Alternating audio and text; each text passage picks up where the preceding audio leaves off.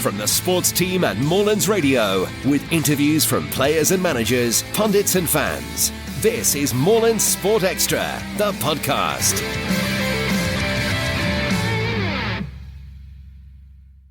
Hello everybody and welcome to Moorlands Sports Extra, the podcast brought to you by the sports team at Moorlands Radio.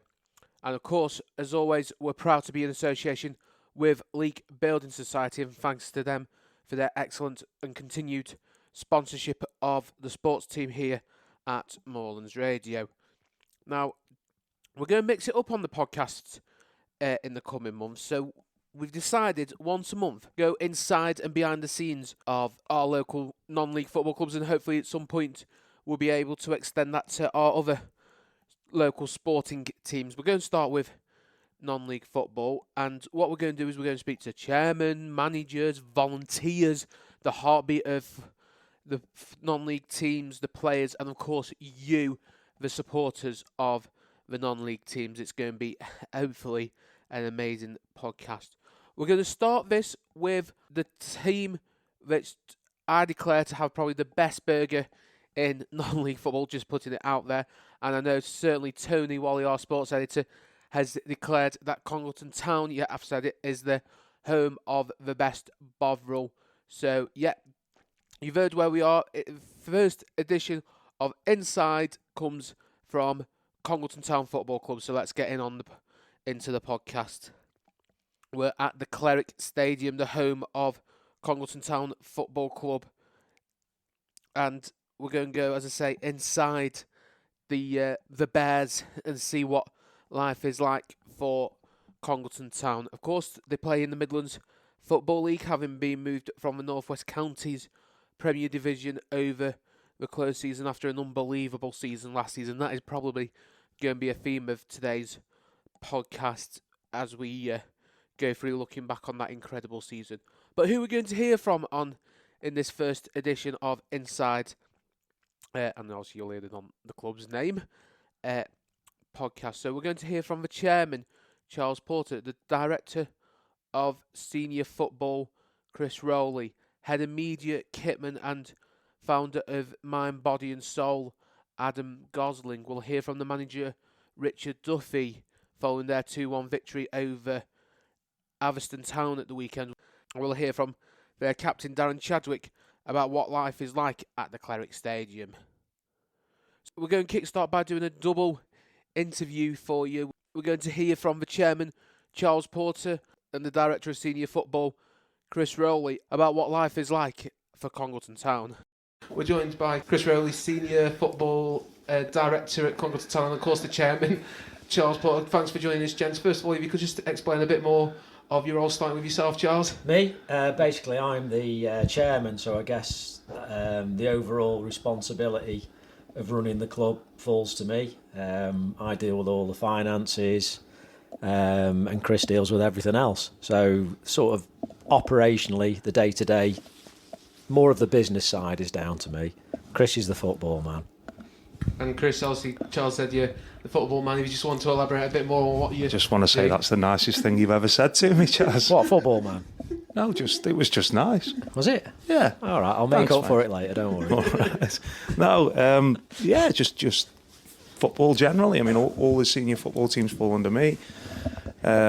Just try and keep everyone together, ticking over like you would a business, really. You know, we've got a team of workers, if you like, and a management team, and somebody's got to head that up and make sure everything's running properly and as sweetly as it can be.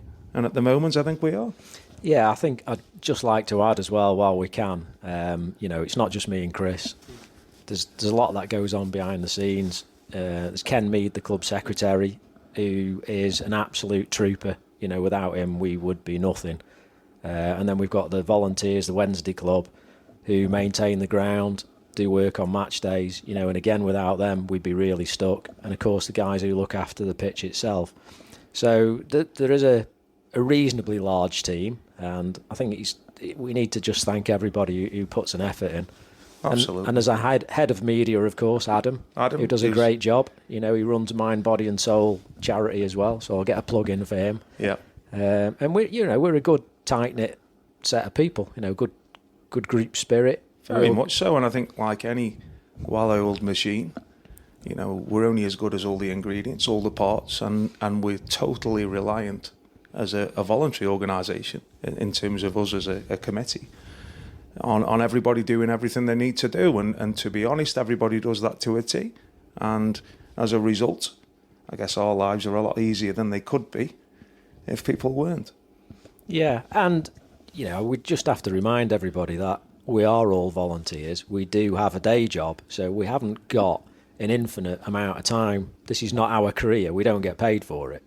You know, so any work we're doing here is in addition to what we're already doing. Work-wise, I'm involved in junior football as well. I run a junior football team. We've got other stuff going on. So, you know, it's difficult to find the time sometimes. But it's all worthwhile. Of course it is. It's all worthwhile. Of course it is, and I think it's all worthwhile. Last season, just touching on that, nearly 70 games, 2 cup victories, an FA Vars semi-final, and a good run in the competition. First of all, as a chairman, Charles, how much does it mean for the football club to be a figurehead of all that? Oh, I mean, for me, some of those moments, especially when we lifted those 2 trophies, it one of the proudest couple of moments I've had in my life. I'll have to say, excluding the wedding, obviously, and the kid's birth. Good recovery. Just in case she's listening. You know, I'm already in the doghouse. We want to carry on living in that. But, I mean, to see the lads winning and picking that trophy up, and the amount of fans we had there as well, you know, at Altrincham and away at the other final. And in all the excitement, I forget the League Cup. It was amazing. You know, what a great day. So many people there. Everybody was really buzzing. Great sort of atmosphere around the town as well. It was amazing to see. And, you know, sometimes work is hard here and you do have your low moments. And when you get something like that, you just think, yeah, this is what it's all about. You know, this is your reward. I say reward, you know, just to be proud of what's happened in the club. And it's great. And, you know, hopefully we can have a good season this season as well. Financially, how does it help the club? Because we all know how much non-league football has to rely on its finances. Unfortunately, we don't have the money that the Premier League gets. We probably wouldn't want those sorts of money coming into non-league football club like we do. Well, if Sky are listening, you know, we're open to offers. Yeah, I mean, the finance one's a good one, isn't it? Because we'd had some decent cup runs. You know, we'd done reasonably well in the FA Cup as well, which there is some money swirling around in. But to be brutally honest, you know, the money we got from the League Cup, the prize money for winning the final was 500 quid. Now, just bear in mind that the coach up there was 600 quid, and we had to pay the players because the season had already finished. So actually, it cost us money. And, you know, a lot of people are saying, you're doing really well, there's loads of money coming into the club, and yes, it is a welcome addition, don't get me wrong, and it has helped us survive in the past. But it's not mega bucks, and people need to understand that it's not hundreds of thousands of pounds coming into the club. It's a nice bit of money that keeps us ticking over, but it's not sustainable. You know, you'd have to really win the FA Cup to keep going. So it is really difficult. The finances are really tough. So where does the money come from then? I guess it's down to a lot of sponsorship. You see the boards around the ground, all different companies getting behind the club. Yeah. I mean, you know, ultimately the gate has gone up significantly and that's helping somewhat, but there is still a shortfall. So we are relying on sponsors to come in. You know, we've got a few benefactors as well who put money into the club to keep it running. And it's really, without them, we just wouldn't be able to operate. It's that simple. And I know it sounds really dramatic, and every time anybody asks me about money, I always paint a really grim picture. But that's the bottom line. That is the truth of the matter, and that's where we are with it. It's really tough. And, you know, being in the Midland League now and going to some of those away matches, and you're looking at their setup, and you're looking at what they've got to finance, and they've got small crowds coming in. It's really tough. It's really tough, and I feel for them. You know, it's really difficult. I was going to touch on the Midlands League in a moment. Chris, as someone who works quite closely with Rich Duffy, Anthony Griffiths, and of course the players, how was it last season? You were having to play, I think the end of the season was Saturday, Tuesday, Thursday, Saturday, and getting training at some point as well. I mean, it's in one sense it's chaotic, but in another sense, this is what everybody loves to do, and momentum is everything. And when you've got momentum, then there's no telling what you can do. And just going back to your point earlier, how was last season? And last season, I've kind of been here for 10 years, possibly now. Been through some difficult times, and been through some really good times. And as a volunteer, as all volunteers, just making the point, there's very little reward for what you do. And it's a very toxic place sometimes when things aren't going well. It's football. And everybody who puts their heart and soul into things, can't help but, if you've got a true conscience and a true love for what you're doing, you take that kind of personally as well. And I'm just painting the picture that I, as Chaz does, I know, you've got to stay grounded and level. Because if you get up with the ups, you'll get down with the downs. And the downs are a pretty lonely place as well.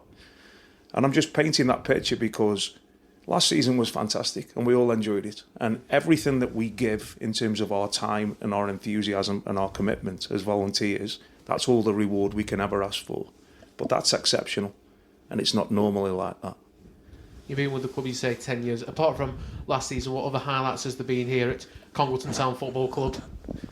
I think when I first came in, sort of stumbled into the club, and you end up taking things on and helping out and things, as every volunteer does, I guess. To be quite honest, we had a team full of Scousers, and if I can say Scousers, I just have to say it again. Too Scousers. late now.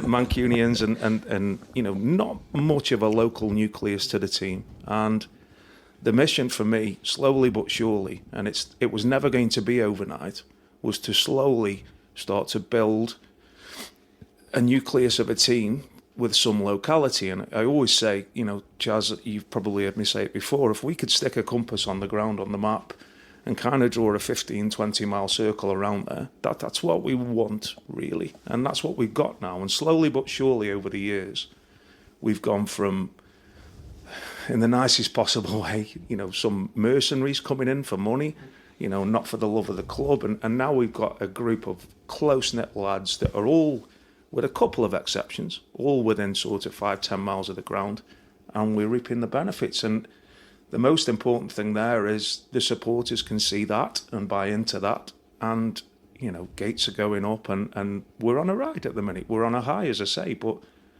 personally, never get too high. No.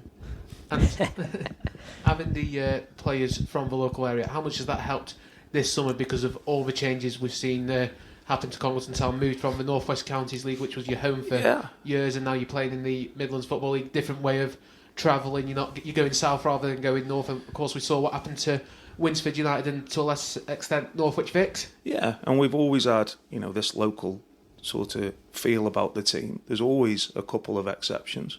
There's always some talents or some unique positional requirements you have that mean there's nobody locally. I need to reach farther afield. And sadly, in one sense, we lost the likes of Shaky and we lost Geordie because, travelling from, say, Manchester to Congleton isn't too bad, but they're not going to start travelling from Manchester to Worcester and things like that. It's going to take up their time. They've got jobs, they're students, they're studying, whatever it may be.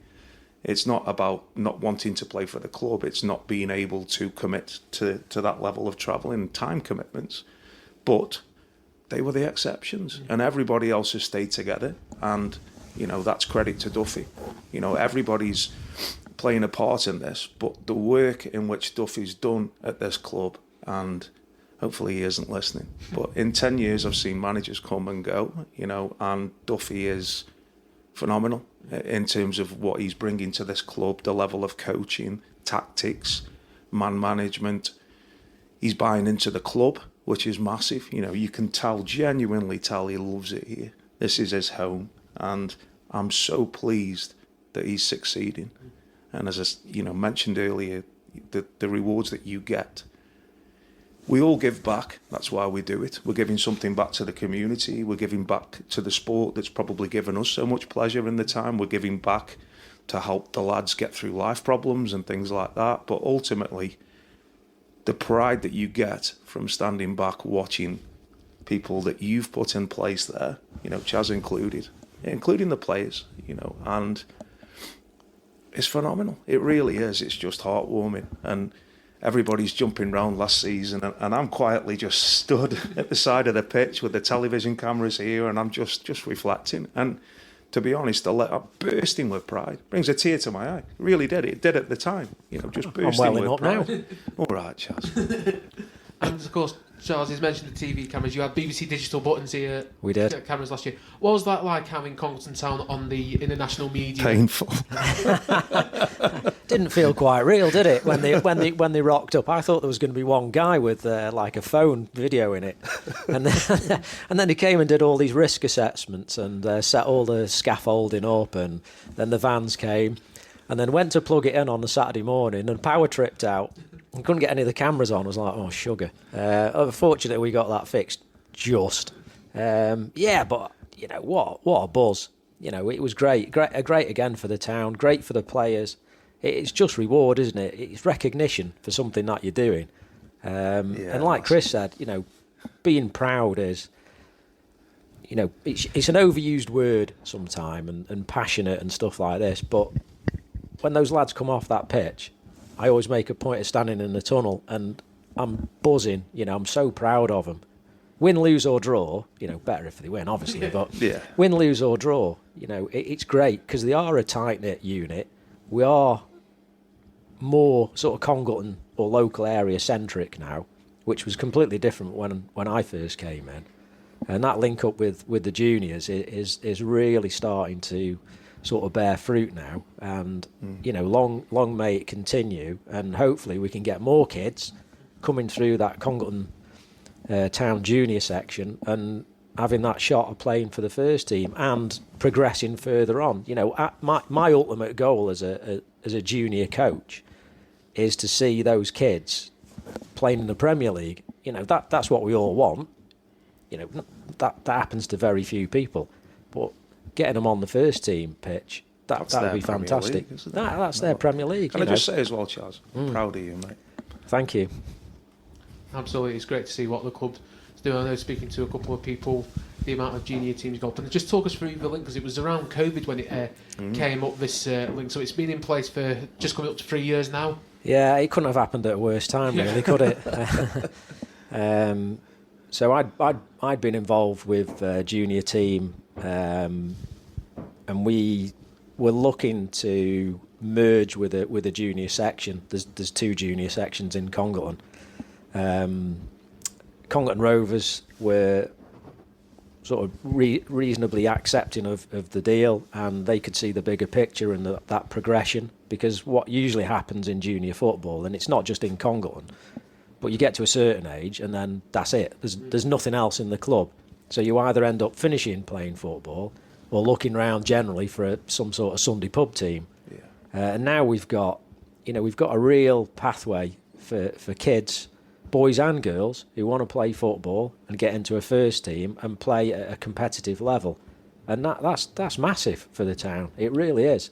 I think there's somebody, footballing wise, obviously, it's not done by magic either, and there's a lot of people involved, and you look at the first team now and you see some of the young players that have come through, that have been with us for a few years, that have come through the ranks, and the amount of 17, 18-year-olds that are buzzing around the first team now, may not have fully established themselves, some, but they're there and their quality is undeniable. And there's a chap who stepped up this year to run the reserves, and he ran the under-18s before, Martin Corns, and he's a phenomenal coach. And great guy. It cannot go without mention, really, the level of work that Martin's put in and the impact that Martin's had on even the first team now, because those players, those talents, the way he coaches, his style, his philosophy, his way with these lads,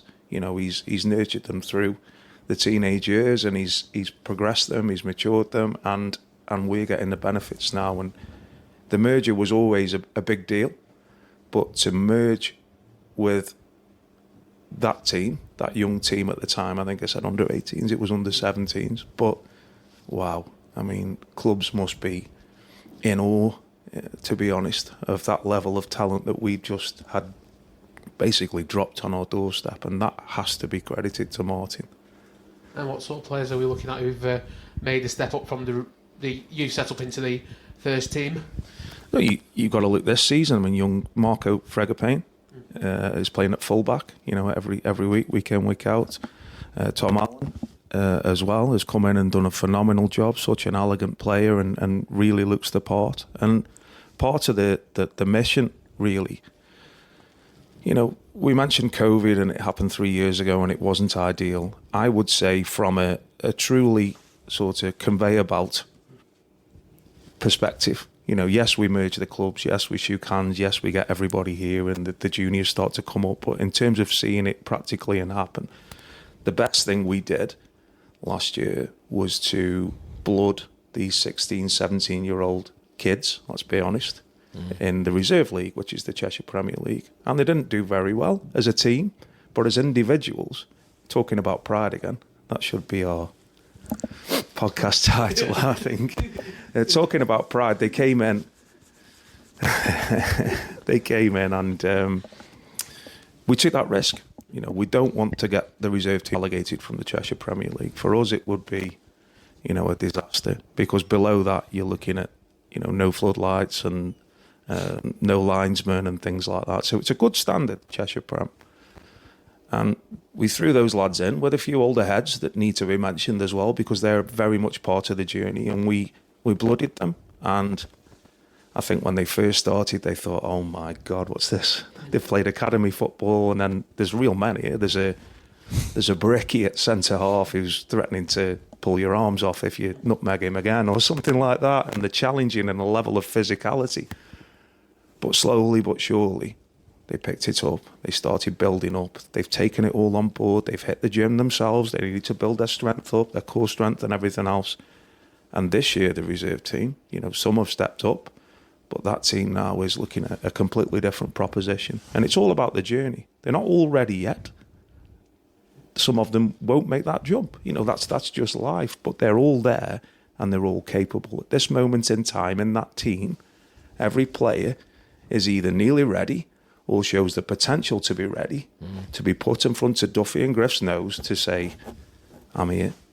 You need to be considering me. And I think that season was so beneficial for that group. This season is still part of their development. And when we get to the off-season at the end of this season, Duffy's going to have some serious headaches, because there's going to be some real talents under his nose that he can't ignore. All right, it's great for the future of the club.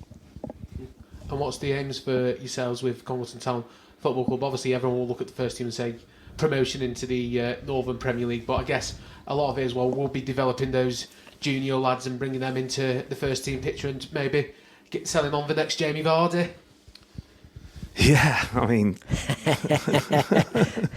Chaz would like that. I'd sooner keep it, the next Jamie Vardy, as long as we can. But no, listen, it's we're not in that. We're not producing players with the interest of selling them. We're producing players to be the best, to have the best possible teams that we can have at this level. And if that happens, that happens. And over the years, I've seen some interest from lads from, Everton and some in the Scottish Premier League, and a couple have actually moved on. And what I'm going to say it again. Proud. It's almost like, in one sense, it's heartbreaking, but in the other sense, we've been part of your journey. Yeah. And all I ever say to all of these lads is, we are here to make you the best version of yourself you can be, and we'll help you with anything, on the pitch, off the pitch. It's not just turning up on a Saturday. It's being there for these lads. It's a tough old world out there. And we need to remember as well, you hear some chants from the sidelines sometimes. Some of these lads are the children, ultimately, and they're growing and they'll continue to grow. But we need to help them grow and steer them, life decisions that maybe we've got wrong and learn from. We can pass on that advice to them. But I could write a book, as I'm sure we both could, of things that we've done over and above and things to help players and staff and things like that. But that's what it's all about. That's the biggest reason, I guess, any of us do this, is to actually help people and putting them on the right track. Getting a bit deep and philosophical now, sorry. It's all right. Charles, last thought for you, aims for, not obviously just this season, but if we were sat here in 5 years' time, what would you hope to have achieved for Congleton Town Football Club? Can't quite make Premier League in 5 years, can we? No. Football League. Conference Premier. Yeah. Yeah. Well, oh no, you're putting me under pressure now. No, you carry on, Rich, because I'm really looking forward to next year's budget talks now. So let's see. Being successful and being promoted is really only one part of it, isn't it? And I think Chris has just mentioned about the players' development and this sort of community spirit and the sense of togetherness we've got, not just with the players and the management and the volunteers, but the fans as well to a certain extent. Absolutely. It's been a real, I hate to say the word journey, but it has been a real journey the last couple of years. Is it one that you're proud of? I am very proud of it, yeah. But, where do we want to be in 5 years' time? On a personal level, still breathing? Surviving is probably a good word, and not to labour the point about it being tough, but even if we could be where we are now with this level of success, it would be some hell of an achievement. Yeah. Obviously, that's not what we want. We're not here to, rest on our laurels and put our feet up. So we will be striving to go to the next level. Obviously, this year, it's all about promotion, and we've got a really good chance this season, a really good chance. But again, everybody needs to keep their feet on the ground a little bit. Yeah. Everybody assumed that moving into the Midlands League would be dead easy, and it hasn't been easy. Yeah, I think if I may add to that, I guess what we're all trying to do is future-proof the club. Yeah, exactly. So in terms of ambitions, the primary objective is to make sure that this town has, the heart and soul of this town continues to be this football club and grows as a club, and involvement and everything else from the community follows. I mean, me personally, it's my personal mission to make sure that the club can be self-sustaining, and it doesn't need to rely on the level of input of, kind-hearted locals who are willing to put their hand in the pocket, because that's not a long-term solution. And we need to make this place more sustainable moving forward, and if I can do that or help to do that, then I can go to my grave a happy man. Yeah, and I think for any of us, all we want to do is leave this in a better place. Yeah, exactly. If and when we do leave it in a better place than we found it. And I think, hand on heart, truly believe that if that was today, we could both probably categorically say that is the case. And yeah, but there's still a lot of work to do. We are getting there slowly, but it's not an overnight thing. Being successful in business, and ultimately you've got to view a football club nowadays as a business, because that's what it is. You've got to be fluid, and to get there is going to take a bit of work, a lot more work than we've already done. But we're all in it for the long haul, and we will get there, and we can make sure that the club's going to be around for another 120 odd years. That's what it's all about. I'm born and bred Congleton. I want to see this place become bigger and stronger, and have more support and be more part of that local community, which, back in the 1920s up to the 50s, 70s maybe, it was a big part of the community, and then things changed, and it's probably less well known in the local area. And again, over the last 3 or 4 years, that's starting to turn around, and we are starting to see a lot of local interest. And so may it continue, and that's our job, really. Yeah, and you know what, Chaz, I think it goes unsaid a lot, and it shouldn't. And, Rich, thank you for asking us on. Thank you for sharing the word. But thank you to you as well, because you put a lot of effort into local football especially. And you are part of that journey with us as well. Moorland Radio, whatever Absolutely. It may be. Everyone who helps us, everybody who gets down and spreads the word and does something that helps us grow, we massively appreciate. Yeah, absolutely. Anybody who helps publicise this club and increase its exposure, that's really what it's all about. And I say it every time I go on a podcast or somebody speaks to me. I just want to thank everybody who's involved. You know, we're really proud of you. And that is Congleton Town Chairman Charles Porter and Senior Director of Senior Football Chris Rowley about what his life like at Congleton. It's fantastic to go inside, and trust me when I say that could have been an entire podcast by itself. We were going on for quite a while, that I had to basically wrap up the podcast so we can get the others recorded and, of course, get the game played. And we're going to go from the boardroom to the dressing room and the media suite. And we're going to speak to Adam Gosling, who got involved with the club a couple of years ago, as he tells us, through the mental health charity Mind, Body and Soul. And what a fantastic job he's done with the football club since joining. So here's my interview with Adam Gosling.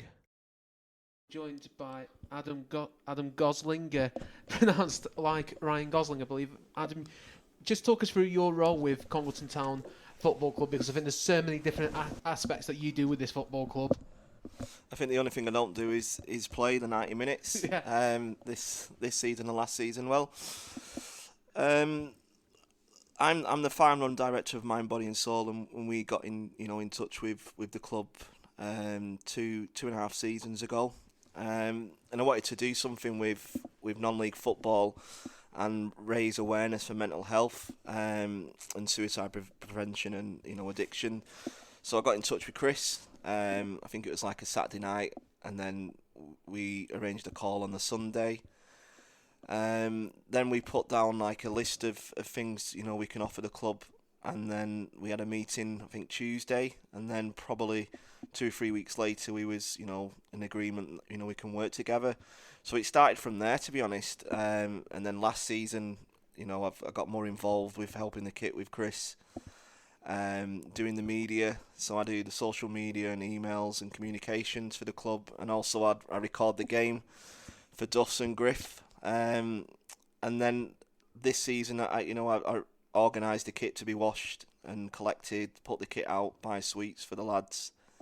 Is that Peter Williams is doing? Yeah, well, Pete saw a post, and it was like a sweet shop, like Haribo's sweet shop in another club. So he tagged us in it on a Saturday night, like do better, so to speak, a bit of banter, because I do the tongue stuff with him on the pictures. Yeah. So every before every game, like the day before, I've got a routine when I'll take Ray Ogden, the head of security. We'll go to Home Bargains. And buy a bunch of sweets for the lads and some black tape, and well, this week I treated them to a couple of boxes of big ones, so hopefully they provide the goods on the pitch today. Is that because they've been playing well, or is that because of how much everyone's such a family? I think the word Chris and Charles have used when I just spoke to them. I think it's because they're playing well. If I'll get the big brands, seeing we're doing so well, and then if we lose, I'll get some non-branded sweets or some coal for them. So there's the incentive for the players to win, not for promotion or anything, but to get the good quality sweets. Oh aye. And also, what's it like being down here week to week here at Congleton Town Football Club? It's a great buzz. It's a fantastic little club, and it's an honour to work with them. And it like probably Charles and Chris has echoed, it's a family.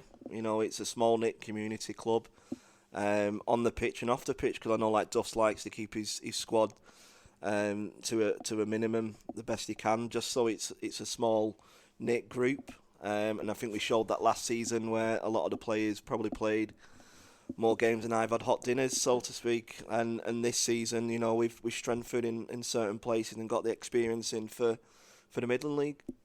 And just looking at last season, how good was last season someone involved with a football club?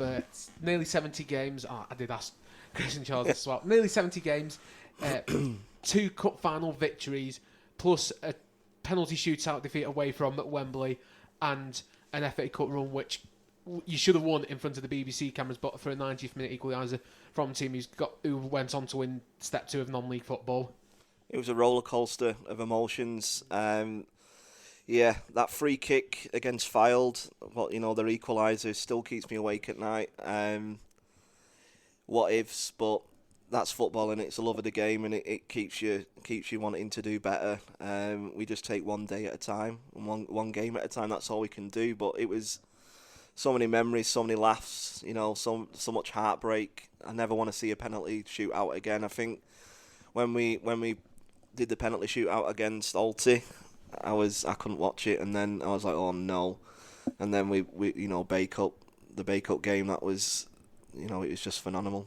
That Bake Up game, for those who don't remember, they equalised in the 90th minute with probably one of the best goals that Dave Potton will ever concede in his career, because it was top corner, and I don't think, even if it was David De Gea goal, I don't think they would have saved it. I think it was probably Bake Up's, best ever goal they've ever scored by the time they go on about it. So yeah. Absolutely. And I think, speaking to Dave's dad on Saturday, he said it's probably up there with the goals that Dave will concede. But looking ahead to this season, a couple of months into the season, currently sitting top of the Midlands Football League, but only by a small bit. What's the expectations for this season? Just keep momentum. We had a bit of a rocky start. We're not going to lie about that. But I think it was just settling into how the Midland League is, and we've got our feet on the ground, so to speak, now, and we're just taking one game at a time. And like Duff said in a couple of his interviews, we try and do better each game, just get better, and just keep momentum and just keep looking forward, because every team we're playing now, it's going to be their cup final. The Cleric Stadium is a fortress. It's been like that for I think last season and all, and I think a lot of teams will be trying to beat us even more, especially at the Cleric. And the attendance you get as well, that must be pleasing to see. When you look at what other clubs in this division get, they're not even hitting 50. Some of them are getting less than that. So to get 300 on a cold Tuesday night in the League Cup against local rivals Stern or Delaney's, that's fantastic. 600 here for the visit of Studley, and they don't bring many supporters. I think they brought about 2. Yeah, the support is amazing. It's when I first started coming, it was 100, 190, 200, and then last season, because we've done so well in the cups, it was we're advertising to the local town, come down and support us. And this season, the support away and home has been mind blowing. We've been going to Boodley, and they normally get about 20 people, and then we took about 100, and it's just amazing to see, and the buzz around the club and the ground on match days. And if I'm in town, I can see like loads of scarves and Congleton Town football shirts, and it's just a proper buzz, and it's amazing to see. It's like being in a town where at least a League Two, if not League One club is. And I think the best one is opposite the Weatherspoons, the barber shop, which I think one of your supporters, Wayne, owns, and it's got the Congleton Town logo right above the door entrance. It's great to look at on your way into the town. It's amazing, yeah. Wayne's a great character, and yeah, he's a great character, and he's always shouting about the club and how amazing it is. Not just on social media, but like when he's out and about in town, he's promoting the club, and it's just fantastic to see. For a non-league club our size, like you said, it's the support is just absolutely out of this world. I guess working as kitman, you work closely with the players. I suppose you've got a few funny stories to tell what they've come out with, and also on social media as well. Oh, aye. We'll keep that to another podcast, so to speak.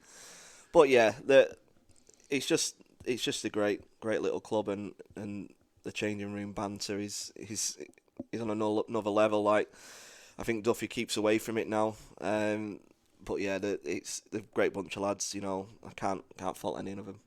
No, you can't. And what's the aims for the club in the next 5 years or so? I guess for you personally, you want to keep mind, body and soul really connected and at the heart of what goes on here at Congleton Town, and vice versa for the club with you guys working there.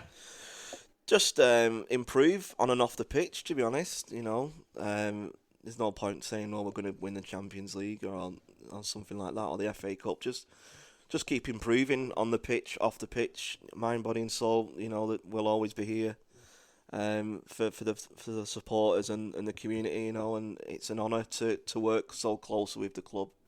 And it's great as well. You've got the stand behind the goal with your logo emblazoned on it. Anyone coming into the ground can't miss it. And of course, it got a bit of national recognition last year, obviously with the FA Cup run on TV, and then the Vars semi-final featured games in the non-league paper. The penalties were taken that end, so people saw the badge in the photos. Yeah, it was amazing. Like we've got like 30,000 followers on Twitter, and I think when the FA Cup game was on, we advertised it, and there was people all over the world, tweeting us with pictures, and it was just I'm just speechless about that. To support, and the stand's great. We get a few away supporters tweeting us with selfies and whatnot, and it's just amazing. So that's Adam Gosling speaking to Moorlands Sports Extra about his role with the football club and everything that goes on at the Cleric Stadium.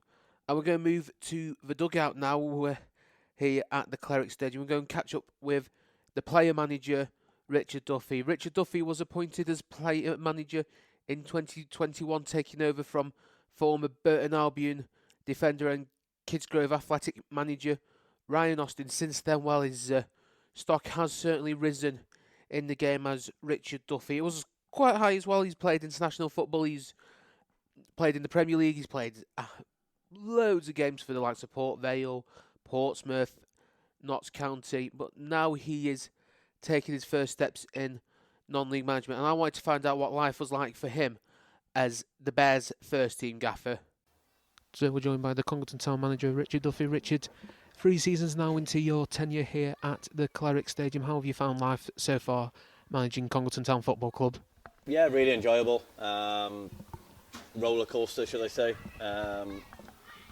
Tough start with a learning curve of thrown into management of, I'll be all right, I know what I'm doing, but then when you start you think, oh dear, is this, there's a lot of things to cover, a lot of things outside of football, and then trying to, being part-time, trying to keep contact with the lads when we're not in, and it's a fine balance of what you do in training, because they're working all day and you want them to enjoy it. So just getting used to stuff like that, and trying to put sessions on them where they come and they get a good sweat on, they get something out of it, but it's not too hard because they've been working and they got a game Saturday. So it's all up in the air when in that sort of stuff. But listen, really enjoyable, and obviously last year was fantastic, and hopefully we can do well again this year. Yeah, we'll touch on last season in a moment, but take us back to when you first joined the club. You come in as assistant manager with your mate Ryan Austin. What was that like? Because obviously COVID had just hit, and I think at one point you were playing FA Vars games behind closed doors. Yeah, the season stopped, I think, after 5-6 games, I think. And obviously, for some absurd reason, they thought the Vars was important to play, but the league wasn't. So pretty strange to me where that went on. But yeah, really enjoyed it. Obviously, being assistant is totally different to being the manager. You haven't got everyone calling you names on the back because they're not playing and stuff like that. So, but no, obviously learned from Ryan a little bit in that short spell, and then just obviously once Ryan left and I was appointed, then obviously try and get your own stamp on things. And you certainly have. We've seen Congleton over the last 3 seasons, and really last season you mentioned it, FA Vars semi-final, 2 cup finals, 2 cup final victories, being a penalty shootout away from Wembley. And what else happened? You had the FA Cup run, finished 8th in the North West Counties the season before. You had another Vars run. You've cramped a lot in your short spell as manager so far. Yeah, definitely. I mean, first year was a real learning curve. Went for some experience to get in to help. Just to get through really and put some building blocks in place, and then obviously progressed and recruitment got a little bit easier, or better should I say, of what type of player we needed in, and obviously that was last year. Now this year, losing a few players, we've had to recruit a little bit different again. So that's the hardest part of the job, is recruitment. Any manager will tell you that, and you're only as good as your recruitment as well. So you can coach and teach and try and push people in the right directions, but ultimately if the players are not good enough, then you're going to struggle. What's it like being here at Congleton Town Football Club, because the attendances are on the rise at the moment? I've not heard this afternoon's attendance, but you have 300 Tuesday, 600 the other week against Dudley. Yeah, I mean, as when I come in, I think we was getting 100, 120 maybe, something like that on league games, and as you say, Stone at home on Tuesday was a 300 crowd for a cup game, which is great. it looked like it was probably another 450, 500 here today.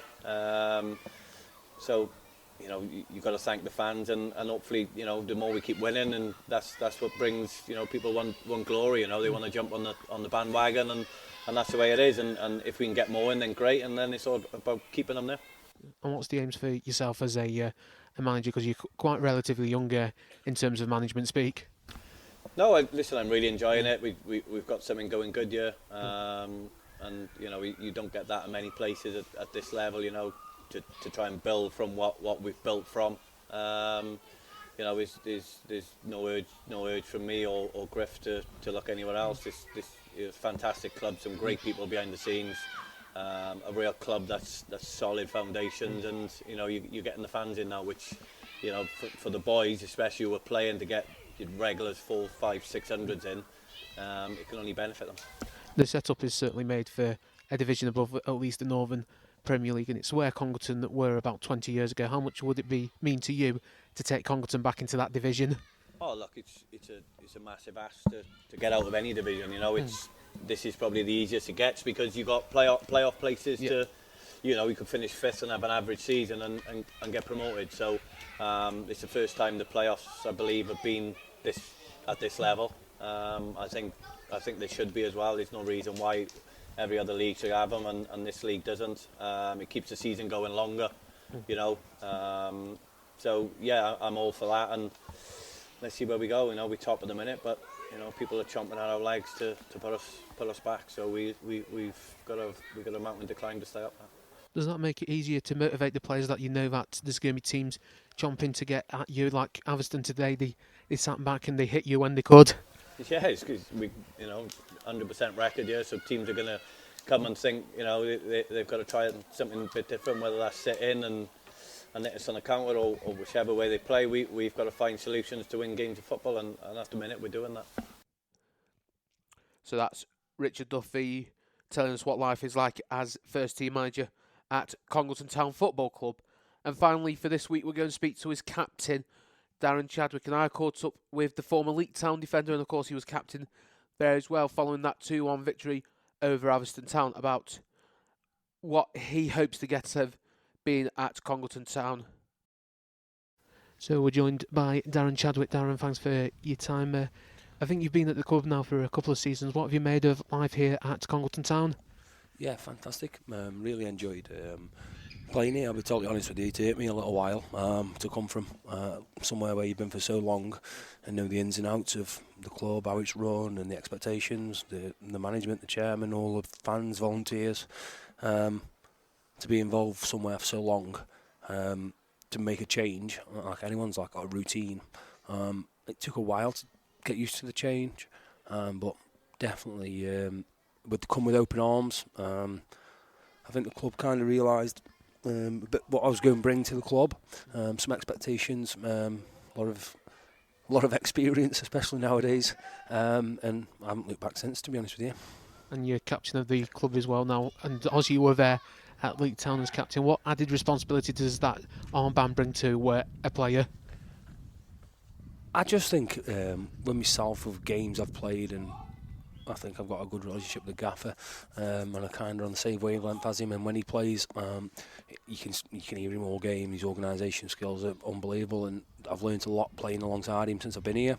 Even though, like you say, I've been skipper at Leek for so many years and stuff, I'm still learning, and he's opened my eyes still to this day, even in this level of football that we're playing at now, no disrespect, as in the standard compared to Leek is a little bit different, I totally agree, but I'm still learning things from himself. Roles, not much changes in the dressing room. I'm still myself, I'm still bringing to what I bring, and I try and help out some of the younger ones, and I'll be totally honest with you, they do listen and take things on board, and that's the most positive and rewarding thing from yourself when you speak to a younger lad, and they take a little bit on board, and you see it pay off in a game. They might score from your time, do something, or take the information on board and set a goal up, or you've made a mistake and you're too deep or you're too high, and just helping those younger lads through, and it brings them through, and I get more pleasure from that than doing something right myself, which might sound totally crazy, but with my job, with being a teacher and stuff, I really thrive off helping people, and that's what I feel, especially with our side at the minute. And we've still got 2 missing from today, from a 17-year-old who's been playing right back, taking information on board all year and last year, and the lad who's come on today, personally, I think he's changed the game. 17, just turned, but takes information on, absorbs it like a sponge, and just plays and plays and plays. Absolutely, and let's go back to last season. It seems to be a theme of this podcast is talking about last season, an unbelievable season for the club. Was that one of the best seasons you've ever had as a player? Yeah, definitely. Silverware definitely helps. Still look back and feel disappointed about not getting Wembley. Yeah. It sounds so daft, but for being a kick away, not just for myself, for the younger lads who are involved, back again to the younger lads, something that they can experience, most probably they'll never experience. And then the town, like you say, I've been at another club for so many years, and then come to another club, and the town and the village and everything around, the chairman, people who help out, the volunteers. I think everyone just deserved it. From, like you say, they've welcomed me with open arms at the club, and it really, I just felt disheartened when we didn't get there. But then you're taking away the fact that we won 2 cups and all the television game that we've had and how far we got. Within a season, what most probably wasn't predicted, to be honest with you. Most probably a bit of a ghosting team that just kind of kept riding and riding, but still feel a bit disheartened. I don't think that'll ever go away with you, to be honest with you. No, it doesn't. Do you think that's changed people's perception of Congleton Town, that because they've had that great season, that they are one of the teams to be shot at in the local area? Yeah, definitely. You hear people talking about the club, and apparently we pay daft wages, and lads are on X amount, and we can get whoever we want. I mean, it's a load of rubbish. Don't get me wrong, got our expectations, and we've got great lads, and the gaffers go and get people that are going to suit our style of play and the style of dressing room in a way. It's not just anyone and anyone comes in. And I think that's shown from most probably saying a bit too much, where with people that we could have perhaps got to come and be part of the club, but we haven't. Not that it's anything to do with me, but I've know quite a few people in the non-league local area and stuff. But I think that shows from the gaffer. It's what he wants and the players he wants, and if we don't need anybody, let's not go bother and get anybody. No.